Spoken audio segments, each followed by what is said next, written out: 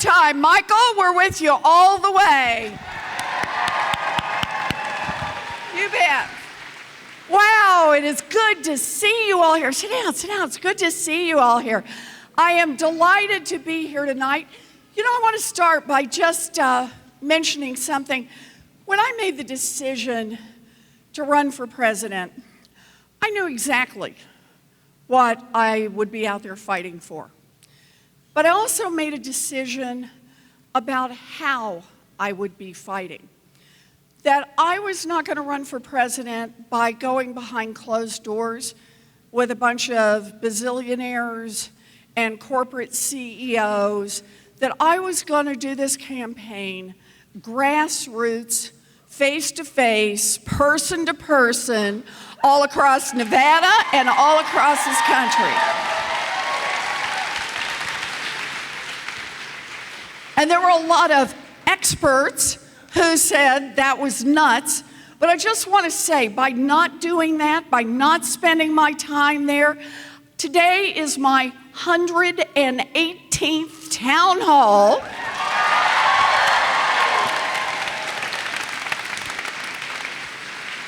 Last week, I got my millionth contribution to the campaign. And here's the heart of it, the reinvestment. Next week, we'll be opening offices all across Nevada, 5 offices. Come and join us. So if you think that's the right way to run a campaign, go to elizabethwarren.com, pitch in $5, volunteer an hour, get on the email list, drop by one of those offices. This is about our democracy. Yeah. Thank you. Thank you. So I'm so glad to be here. I really do. I've been into Nevada enough. Gosh, well, I guess in Nevada a lot, going back to, I came here a lot when Catherine Cortez Masto was running. Yes. Oh, and then Jackie Rosen. Yes. Oh, we do like to fight here in Nevada, don't we? Make this happen. You have done a great job. It is such family that I brought my husband Bruce with me. Stand up, sweetie.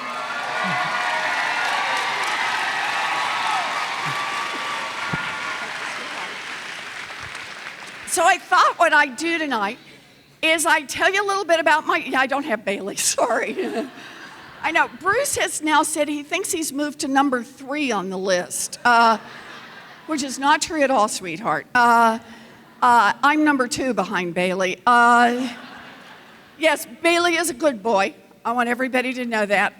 But he can't fly, so we kind of trying to get that worked out on airplanes. So I thought about putting sunglasses and a tie on him, maybe. I'm a ticket, he'd sit next to me. That's right, might work. Anyway, I thought what I'd do is I'd tell you a little bit about myself, tell you a little bit about why I'm in this fight. We'll take some questions. We have a debater who's going to help us run the questions, Autumn from the debate team here. And then for anybody who wants to stay and do a picture, I'll stay and do selfies for as long as anybody wants.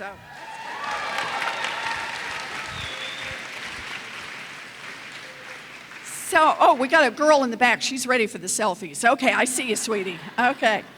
So, I was born and raised in Oklahoma. Yeah, we got some Okies. Whoa. You know, there aren't that many of us. I'm really shocked. I have 3 much older brothers. To this day, they are referred to as the boys. And I was what used to be called a late in life baby. My mother always just called me the surprise. So all 3 of my brothers joined the military. My oldest brother, Don Reed, he was career military. He spent about 5.5 years off and on in combat in Vietnam. We were very lucky to get him back home. Yep. Thank you. My second brother, John, was stationed overseas for a little over a year. My third brother, David, trained as a combat medic.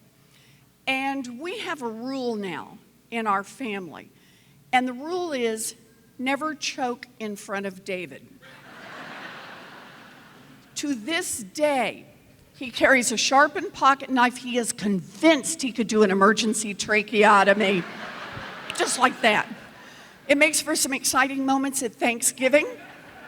Somebody goes, and we all just back up and say, not me, I'm good, I'm totally good. I love my brothers, I'm close to them. I talked to all three of them just yesterday. They all live back in Oklahoma now. And when we were growing up, our daddy had a lot of different jobs. He sold paint, he sold fencing, he sold hardware, he sold carpets.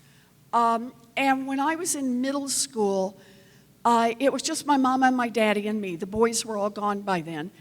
And my daddy had a massive heart attack. And we thought we were going to lose him.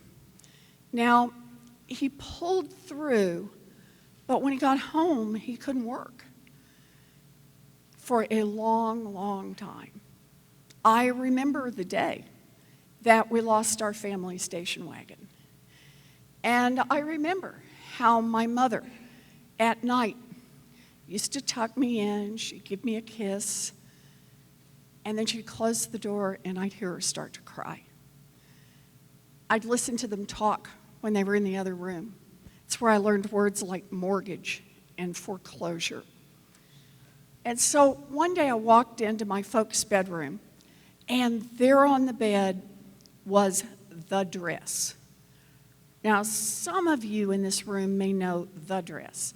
It's the one that only comes out for weddings, funerals, and graduations. And my mother is pacing and crying. She's in her slip and her stocking feet. And she's saying, "We will not lose this house. We will not lose this house. We will not lose this house." She was 50 years old. She had never worked outside the home, and she was terrified. And finally, she looks up and sees me. I'm standing in the doorway. I'm just a kid. And she looks at me, and she looks at that dress, and she looks at me, and she wiped her face. She pulled that dress on. She put on her high heels, and she walked to the Sears. And she got a full-time minimum wage job answering phones. And that minimum wage job saved our house, and it saved our family. Yep.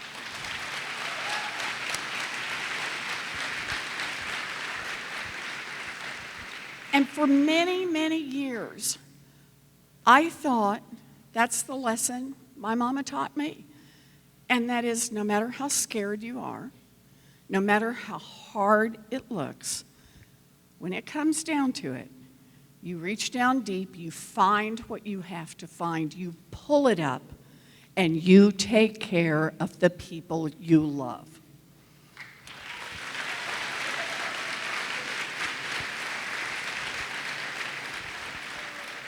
And it was only years later that I came to understand that's not just the lesson my mama taught me. It's what millions of Americans do in this country every single day. No matter how hard it is, no matter how scared they are, they reach down deep, they find what they have to find, they pull it up, and they take care of the people they love, because that's what Americans do. That's who we are.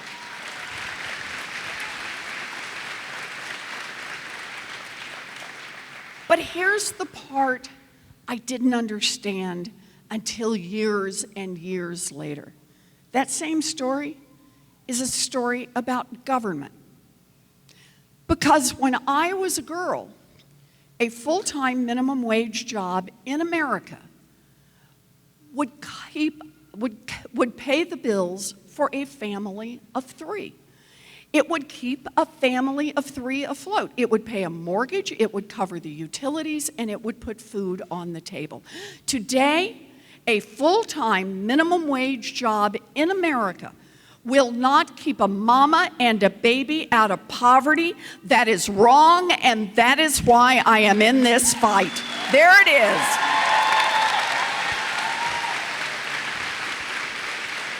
Yep. And understand this, that change didn't just happen because of gravity, didn't just happen over time. That change is about who government works for. When I was a girl and folks talked about where to set the minimum wage in Washington, they asked the question, what does it take a family of 3 to survive? What does it take a family of 3 to get a toehold in America's middle class? What does it take a family of 3 to have a foundation that they can build from? Well, today, the question asked in Washington when we talk about the minimum wage is, where do we set the minimum wage to maximize the profits of giant multinational corporations? I don't want a government that works for giant multinational corporations. I want one that works for our families.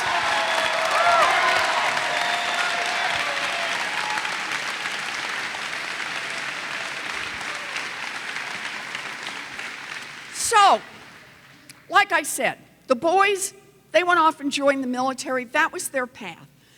Me, I had a different dream. I have known what I wanted to be since I was in 2nd grade, and I've never changed on that. You laugh. You didn't decide till 3rd grade. 4th grade back over on this side. No, I've known what I wanted to be since 2nd grade. I wanted to be a public school teacher. Can we hear it for our public school teacher?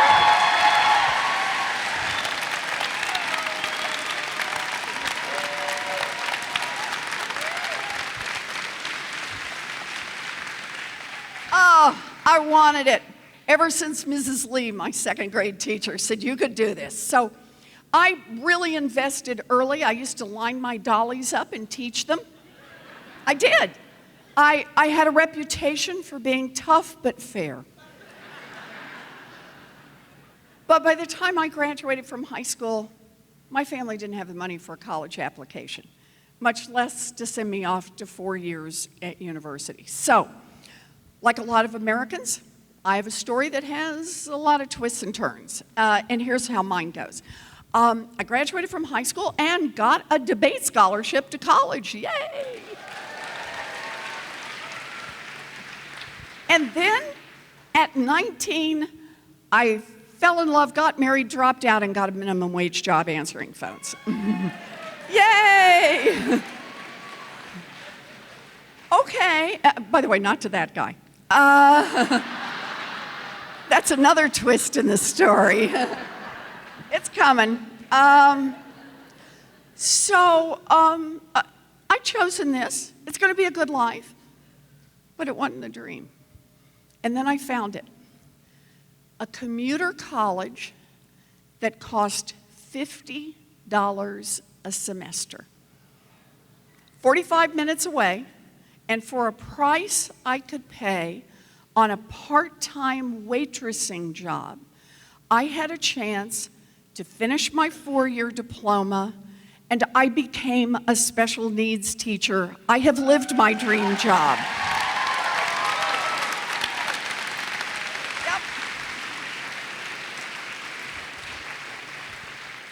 Have I got any special needs teachers in here? Whoa, there's one. There's one. So back me up on this. It's not a job. It's a calling. It's a calling.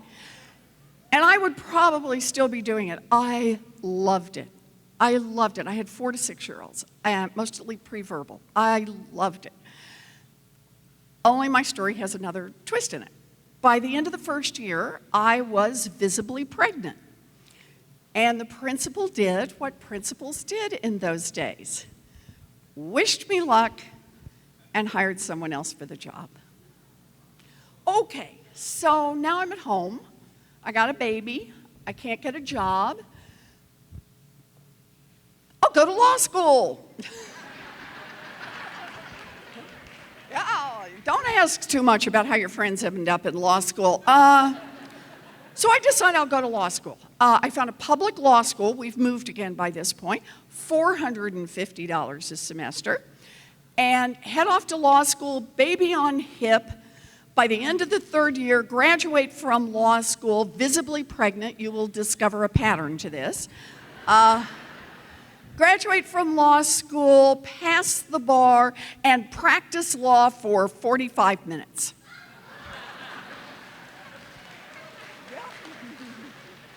Yeah, it just wasn't for me. So I went back to my first love, which is teaching. And I then spent decades and decades. I traded the little ones for the big ones and taught in law schools. And then somewhere in the middle of that, husband number one, you always know it's a bad sign when you have to number your husbands.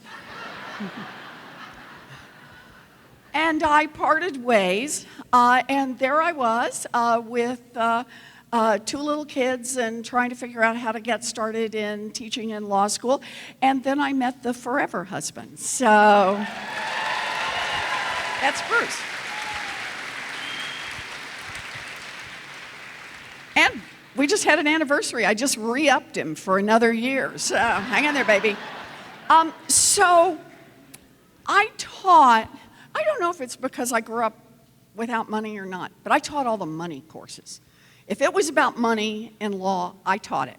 So I taught contract law and corporate law and law and economics and secured transactions and commercial law and Article 2 and Article 3 and debtor-creditor law and bankruptcy law. I taught it all. But there was always one central question that I worked on. What's happening to working families in America? Why is America's middle class being hollowed out? Why is it that people who work every bit as hard as my mother worked 2 generations ago today find the path so much rockier and so much steeper, and for people of color, even rockier and even steeper?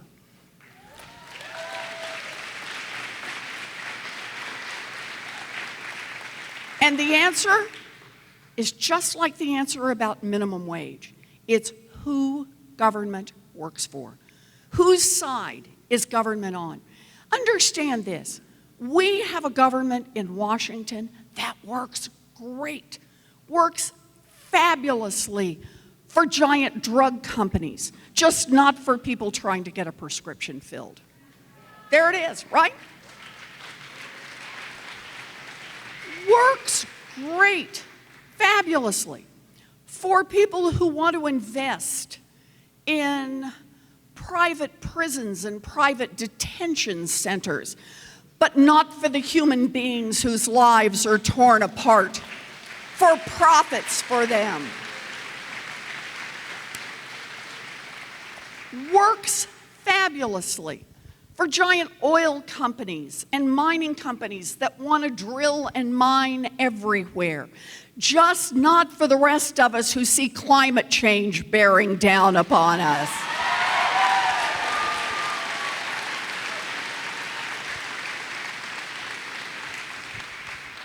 When you see a government that works great for those with money, those who can hire armies of lobbyists and lawyers, those who can hire their bought and paid for experts, and it's not working for much of anyone else, that is corruption, pure and simple, and we need to call it out for what it is.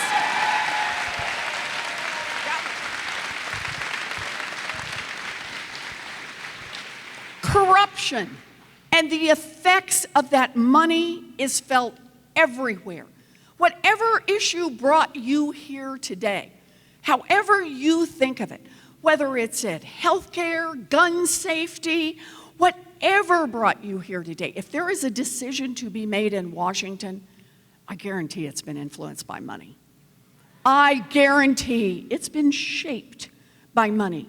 It's had a loophole carved out by money. It's had a little nudge, and then another one, and then a special exception by money. In fact, let me just tell you one quick story on this.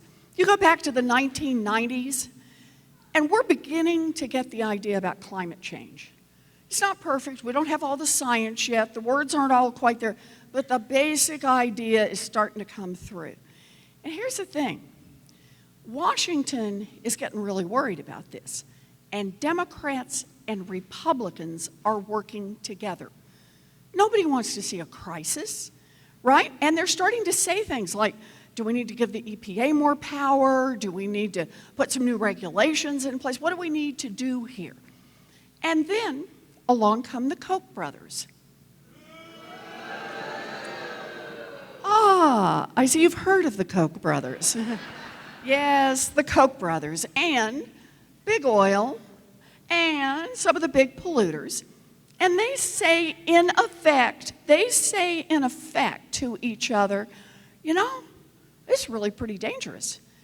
If Washington starts acting on climate change, if they really put more regulations in place, that's going to cut into our bottom line. That's going to be a problem. So they have an investment decision to make going forward. They could invest in clean energy, just stop doing the fossil. Now, they don't do that.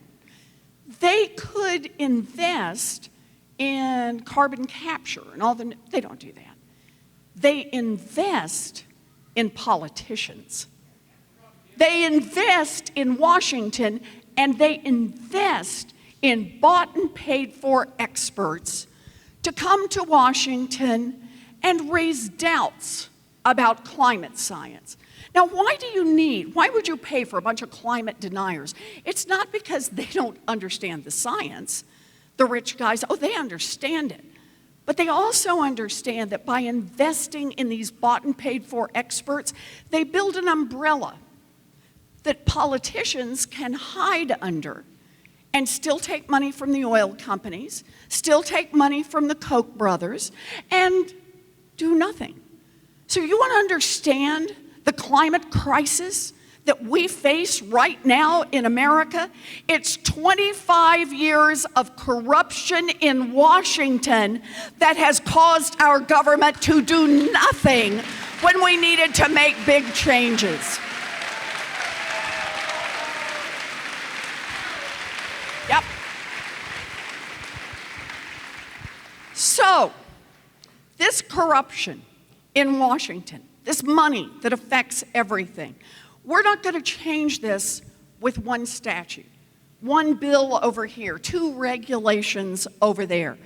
In order to make our government work for everyone else, we need to have big structural change in this country. Real change.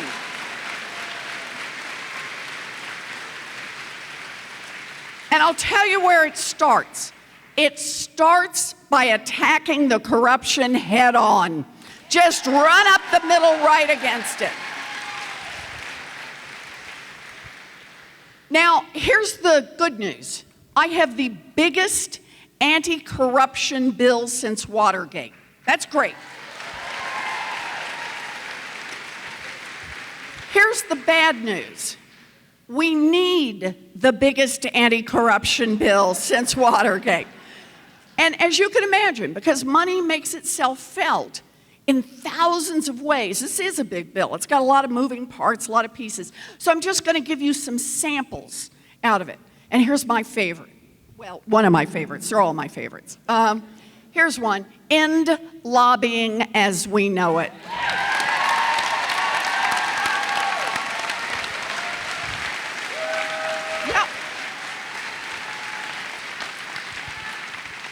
Block the revolving door between Wall Street and Washington.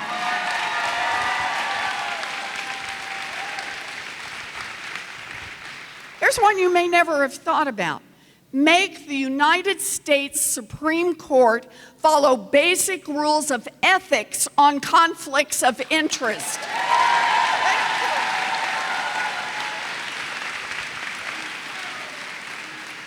And you really want to hose out a little corruption? Here's a way to do it. Make everybody who runs for federal office put their tax returns online.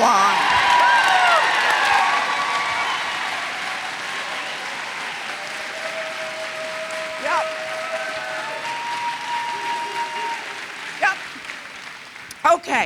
So that's step one.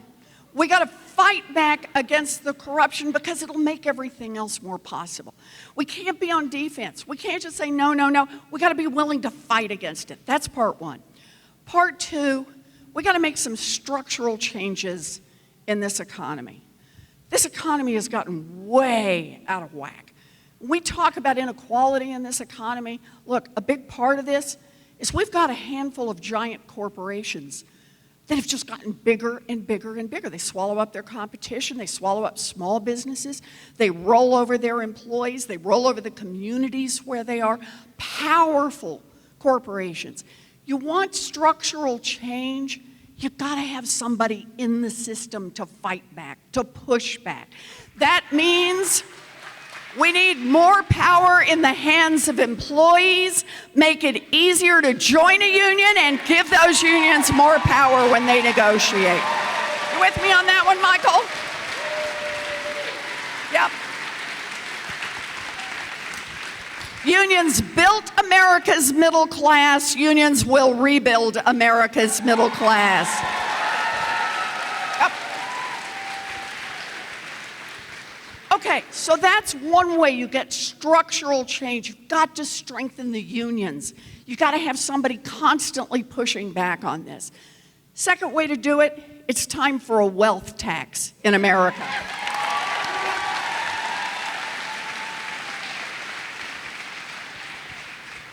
So here's how this one works. This is on the top 0.1% of great fortunes in this country. So your first $50 million is free and clear. I see that some of you are saying, oh, yeah, right over there, right? So, oh, thank goodness. Okay, first 50 million, free and clear. But your 50 millionth and first dollar, you got to pitch in 2 cents. And 2 cents on every dollar after that. Okay, like I said, this would only affect 0.1% of all families in this country. All right, and look, here's the idea behind it. By the way, anybody in here own a home? Yeah, you've been paying a wealth tax forever. It's just called a property tax, right? And all I'm saying is for the really, really, really rich, real estate is not their biggest asset the way it is for most families. So I just want to be sure we include the stock portfolios, the diamonds, the Rembrandt, and the yacht. Right? That's it. Just the whole thing.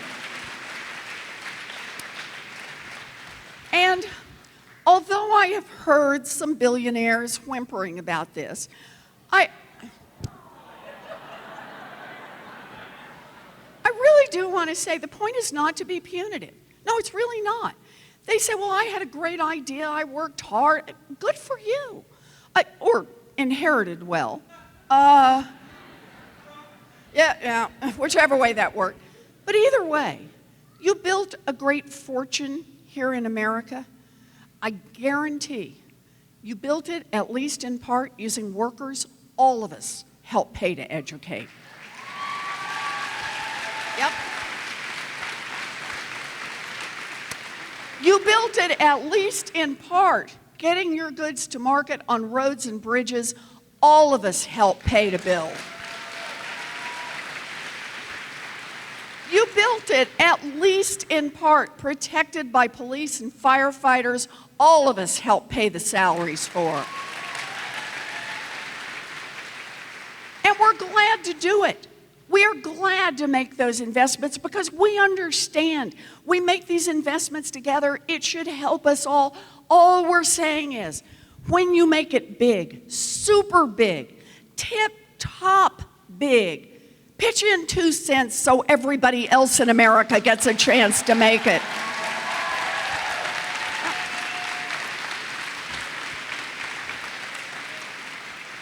Oh, and here comes the fun part. What could we do with 2 cents? Oh, here we go. You ready? One thing we can do with 2 cents, universal child care for every baby in this country age 0 to 5. 100% of them.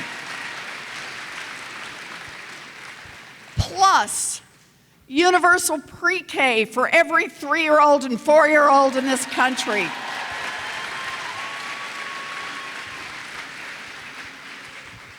plus raise the wages of every child care worker and preschool teacher in this country to the professional levels they deserve.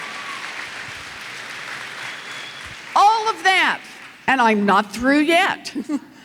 We can do all of that on 2 cents, plus we can provide, think about this, tuition-free technical school, community college, and 4-year public college for everyone who wants an education. Yep. And we can help level the playing field. We can put $50 billion into historically black colleges and universities and minority-serving institutions. By the way, that includes UNLV right here. Yep. And one more. We can do all of that, and we can cancel student loan debt for 95% of the folks who've got it.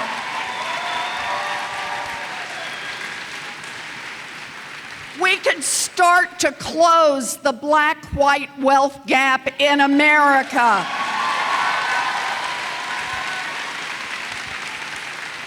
For 2 cents, we can make this an America that doesn't just work for those at the top, but an America that sees the value in every one of our children.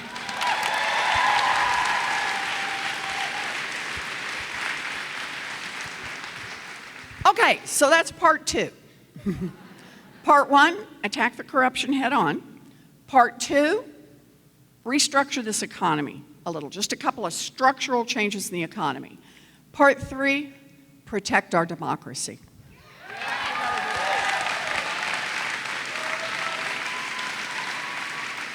I want to see a constitutional amendment to protect the right of every American citizen to vote and to get that vote counted.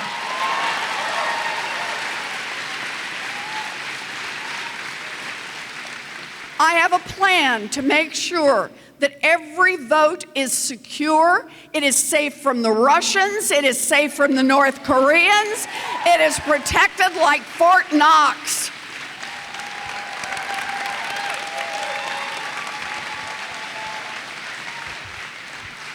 We need to roll back every racist voter suppression law in this country.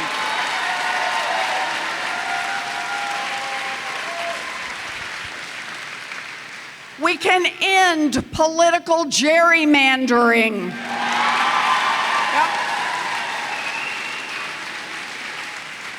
And I'll mention just one more. Overturn Citizens United. Democracy is not for sale.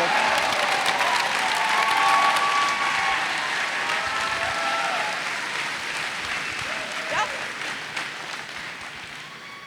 So there it is. I just want 3 things. Just 3 things. Think about what that would do. 3 things, right? Attack the corruption, some structural change in the economy, and protect our democracy.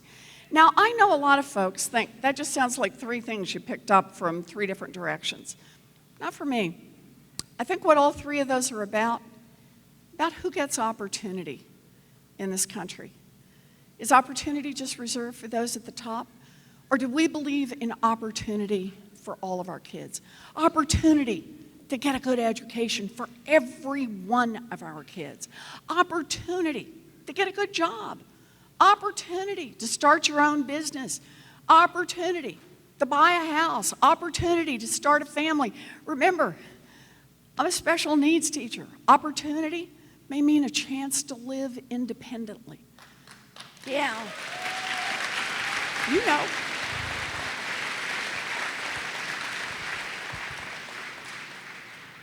Because it's the America that we can be, the America of opportunity, the America of our best values that pulls me into this fight every single day. My daddy ended up as a janitor, but his baby daughter got the opportunity.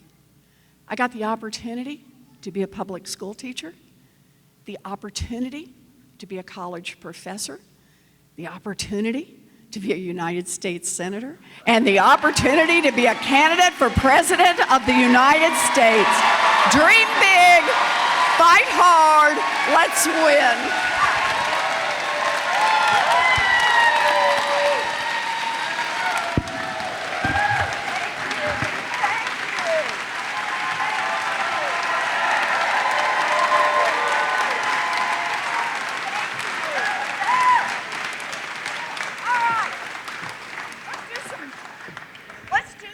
Questions. We've got Autumn. Autumn, where are you? Come on up, Autumn. Come on. This is Autumn.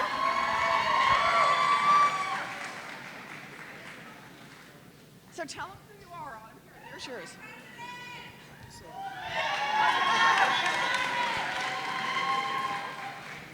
Hi everyone, my name is Autumn Heichel. I'm an International Baccalaureate student here at Green Valley High School. And I'm also the co-president of the speech and debate team here. I like women who debate.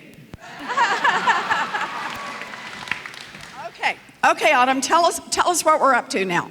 Okay, so upon coming in here today, you got a little ticket with a number on it if you wanted to ask Senator Warren a question. So I'm going to pick a couple of tickets at a time and call the last 4 digits on the ticket. And if your number gets called, just come up to one of the microphones on either side here and ask your question. Okay. Idea is everybody's got kind of an equal chance to do this. Okay, so have at it, Autumn. All right, so number 1. Let's go 1066. We got anybody? 1066. There we go. We got somebody. Hold on. Okay, we're going to go ahead and call a couple more. Okay. 1166. Okay.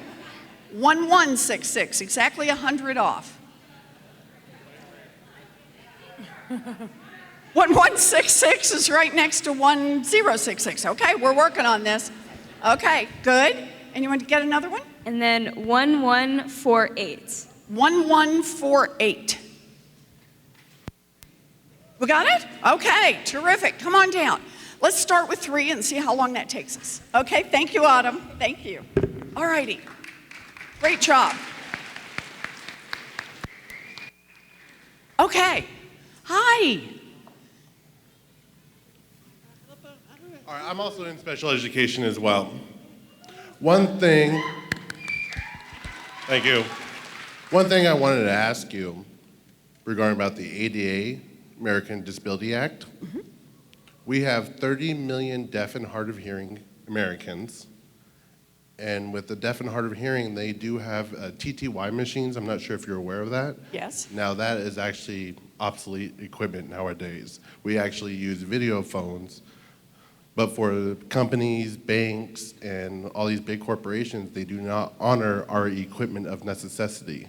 So I'm asking you, as a candidate of president, can you amend the ADA to have more, to collaborate with more deaf and hard of hearings for our 30 million Americans to have the equal access as a normal person? Can you do something like that? Yes. Yes. Yes. And it is important. So thank you very much. Thank you for the question. Let's just all remind ourselves, this is a big achievement. We just hit a milestone on ADA. ADA is now 25 years old? 25, I got it right. 25 years old. And it was a statement by America that every person has value and that we are going to find ways across this country to make sure that everyone has access. We haven't been perfect at it, we haven't done it, but we know what the goal is, and when there are ways we can do it better, that's exactly what we're going to do. So thank you very much. Thank you. Great question. Thank you.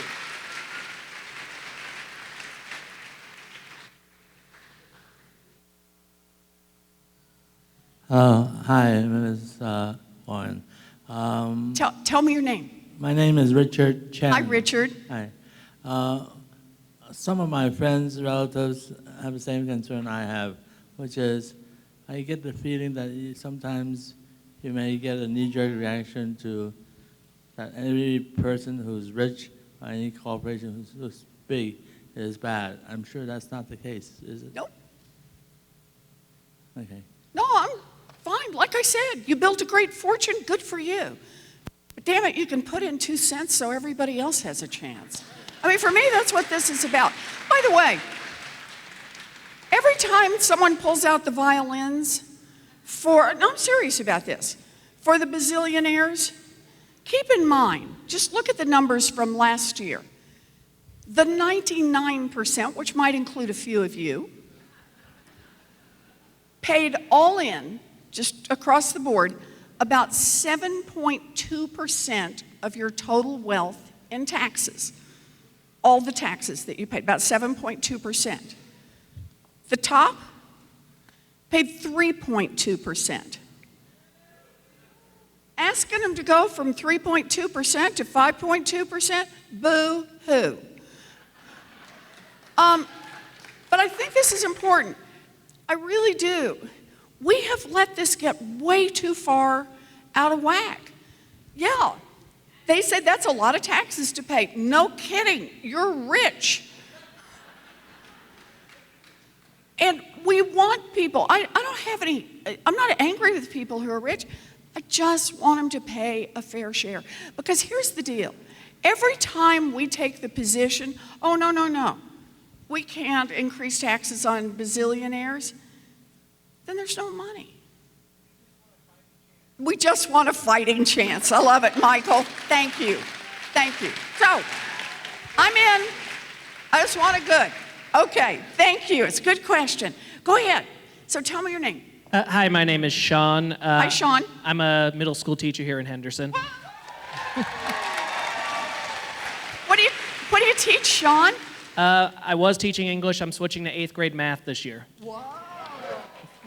From words to numbers. Okay, that's going to be fun. Yeah, okay. Good challenges coming. Yeah. So, obviously, the EPA and a lot of environmental regulations took a bit of a hit with the current administration. Boy, that was diplomatically put. Okay.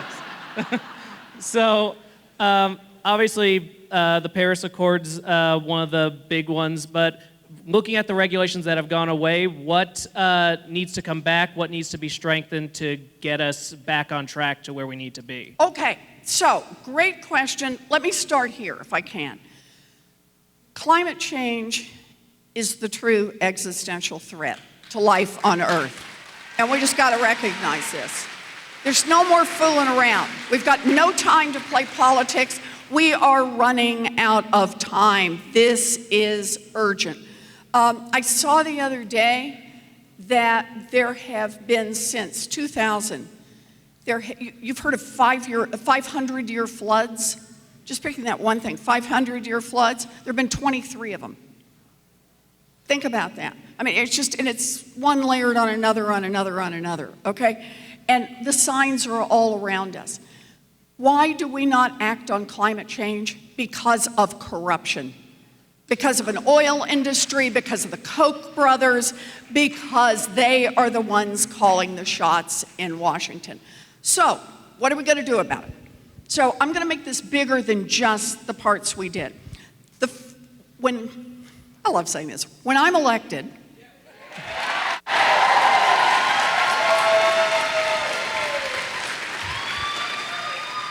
I'm going to use every tool in the toolbox. So a lot of this is going to start on day one. And some of it is pretty obvious. We're not going to have a coal lobbyist for the head of the EPA.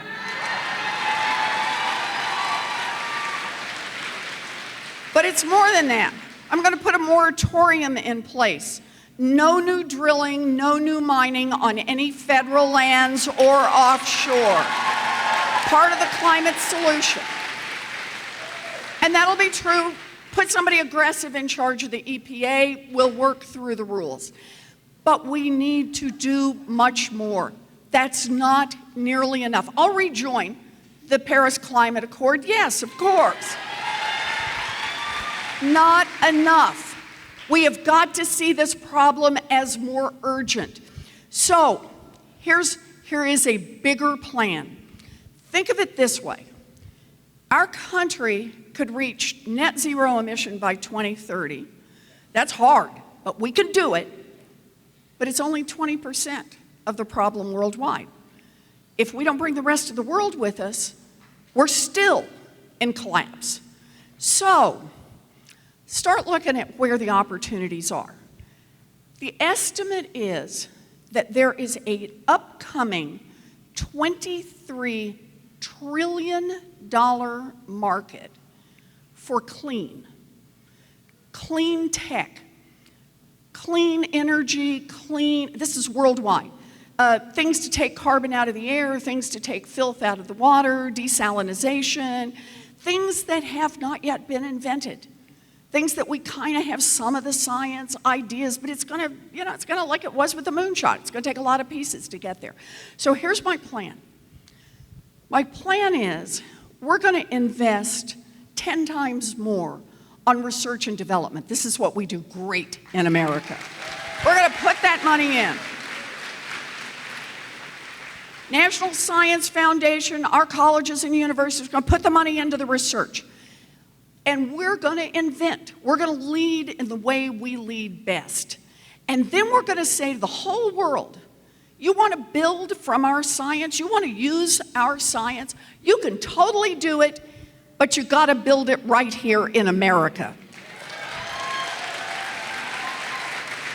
American taxpayers paid for the research, then American taxpayers are gonna get those jobs.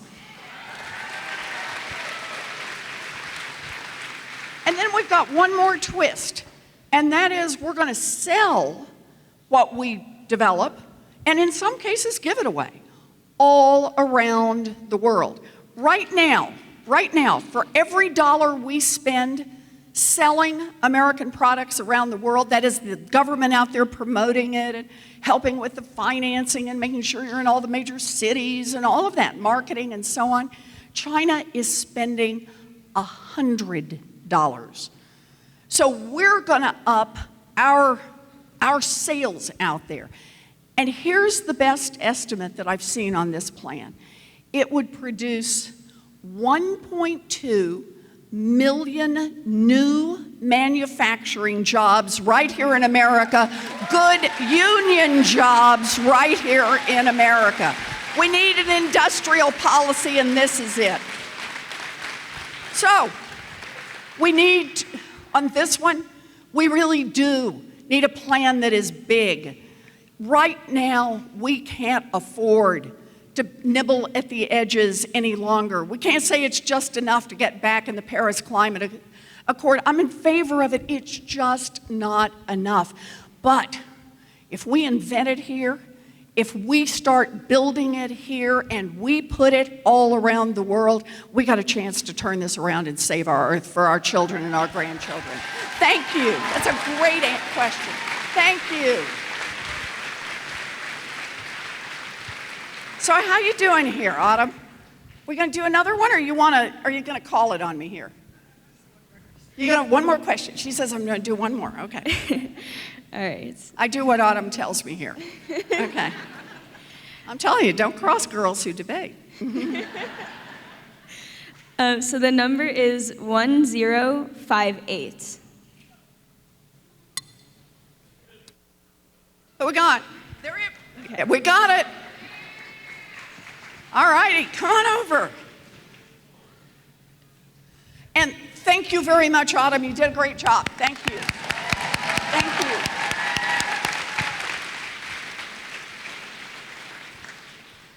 Okay, so this is going to better be a good one.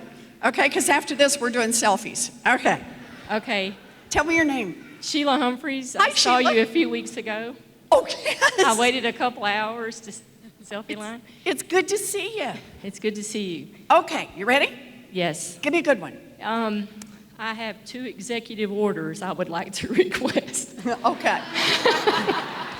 me pull out my executive order file. I'm telling you. President Get longer and Warren. longer. Okay, what you looking for here, Sheila? President Warren, I would like for you.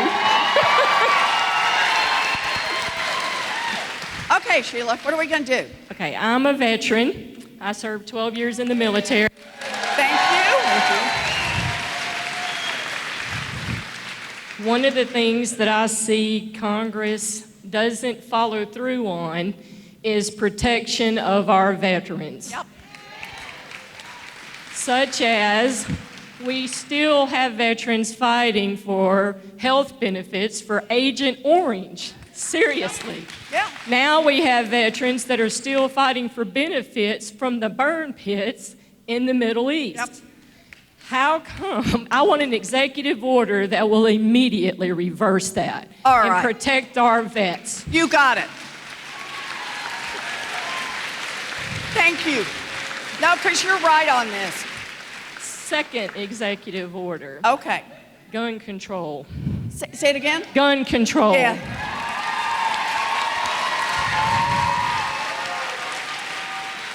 We have veterans who are coming home and taking their lives, and they're using guns to do it somewhat. I think that if we have veterans, one of the things I'd like to see is for veterans who are dishonorably discharged or less than honorably discharged automatically lose their right to own guns. I know. They've shown that they don't have the discipline to serve. They shouldn't own a weapon of war. Interesting. Interesting. We're not allowed to carry guns anywhere we want to on military installations. We have to turn them into the armory. No one has a right to own a weapon of war as a civilian. It needs to be limited. We should also have a limit on the amount of ammo they can buy so that you can't have mass shootings like we had in Las Vegas a couple of years ago. Thank you. Thank you. Thank you, Sheila. I just want to pick up for 1 second on both of the points Sheila made. You know, I mentioned earlier that all three of my brothers are veterans, and I know how much people who volunteer and who sign up for the military, how much they have agreed to give up, and how much their families sacrifice. I know they would do anything we ask them to do, including lay down their lives. That means that we have a sacred obligation to honor our promises to our veterans.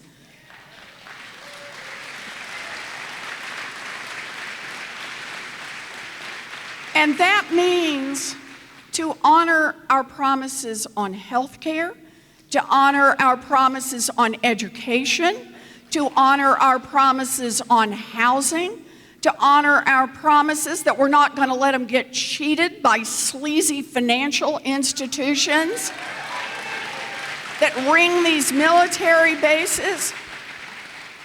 You know, it's not enough just to show up at a parade and to say, we love our veterans.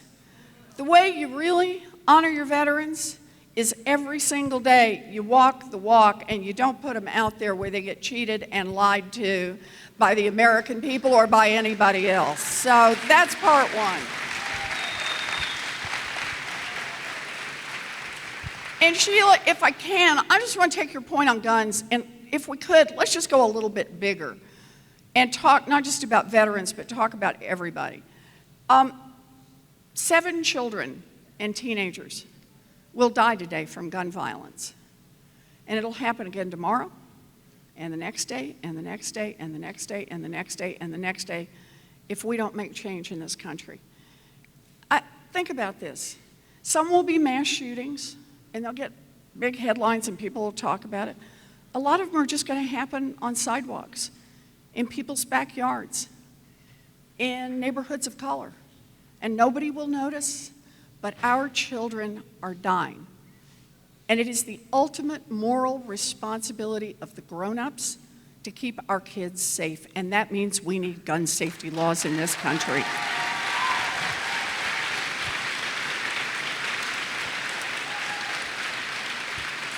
So ask yourself this question.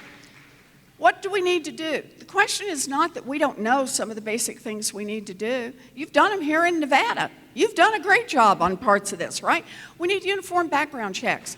Not just in one state, we need them all across the country. We need to remove weapons of war from our streets.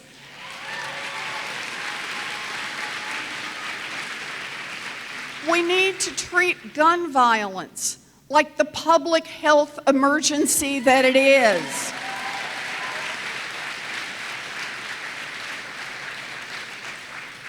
And here's the thing. Most Americans agree with that. An overwhelming majority of Americans agree with that, including a majority of gun owners agree with that. So you've got to ask yourself, why doesn't it happen? And the answer is the NRA. It is corruption in Washington. It is the failure of democracy because a group with money and connections keeps it from happening. So what are we going to do about it? I'll tell you exactly what we're going to do about it. I'm going to fight from the White House, and we're going to continue the grassroots movement that has already started across this country. Moms demand action.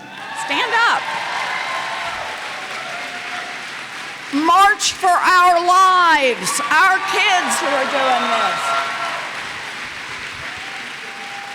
And that's how we make it work. We have leadership and we have a movement all across this country. That's how we're going to get gun safety laws through, and that's how we're going to better protect our children, our veterans, and each other. Yep.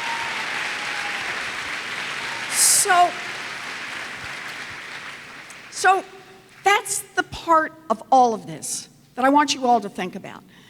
You know I get teased for having lots of plans. People say to me, it's too hard. It's too complicated. You've got too many pieces, lots of moving parts.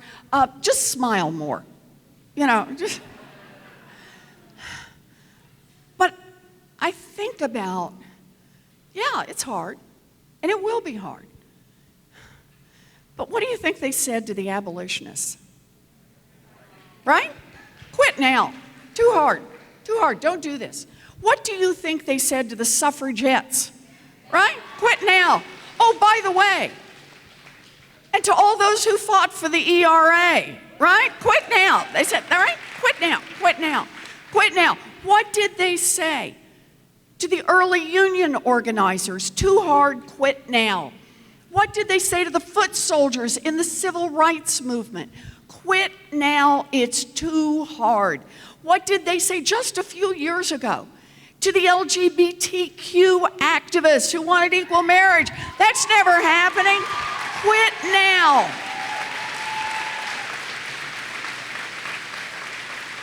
But here's the deal. They didn't quit. They didn't quit. They got organized. They built a grassroots movement. They persisted. And they changed the course of American history. That's it. This is our moment in American history. The election of 2020 won't just decide the next 4 years or the next 8 years. It will decide the direction of this country for generations to come. And that means it comes to us. It comes to us to make that basic decision. Are we going to be an America that continues to work for a thinner and thinner slice at the top, or are we going to be an America that works for everyone? We have the chance to do this. This is our time. Dream big. Fight hard, and let's win. Thank you.